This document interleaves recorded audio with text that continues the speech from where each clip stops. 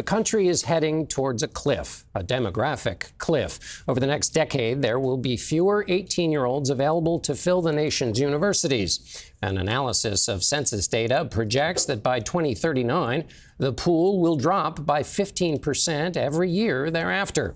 In tonight's interview, Jeff Strohl, director of Georgetown's Center on Education and the Workforce, explains what it means for America's future.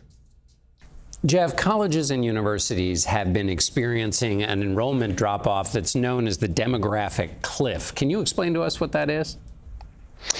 Yeah, what we're having over time in the United States is declining population. We just hit the marker where our high school class is going to go down in absolute terms, which then affects the enrollments into colleges. Now, the demographic cliff spreads wider than that. I often think about that enrollment decline as a small stream into a big pond, because we've been having these demographic declines for some time, and they're just catching up with us now. And how long have we been seeing this come, and are colleges prepared for the demographic cliff? They're not as prepared as one might have thought they would be, because we've known this has been coming, but people have treated it as 2042 is where people have talked about the United States becoming a majority nation, et cetera, but it's here today.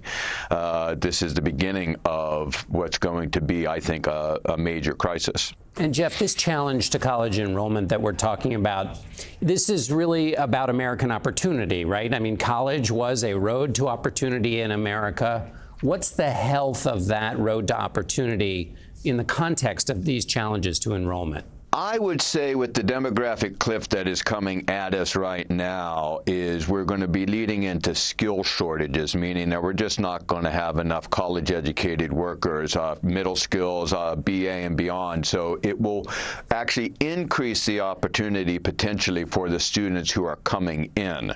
Now, for the U.S. economic growth, I think it's going to be more troubling, because under the current circumstances, we're going to fall well short of the college-educated that we need for sort of more complex and quickly moving global economy. When you talk about the skill gap that will grow, how much is that hastened by the fact that people are talking about artificial intelligence unleashing something more disruptive even to the job market than the Industrial Revolution? I'm always hearing it every day. I said, AI. And so we in the United States have faced several similar waves, be it automation, be it offshoring, and in each case we've had extremely large estimates about how much impact it's going to have. So I am one of the skeptics about just how big the impact of AI will be, and I think our future forward is working with AI, learning how to use it as a tool and preparing the next generation of the workforce for working with it. Now, we can fear it as replacing, but I tend to suspect that's not going to be in the main. Yes, of course, there's going to be substitution, but we've always had structural change in the U.S. economy, and we've bounced back.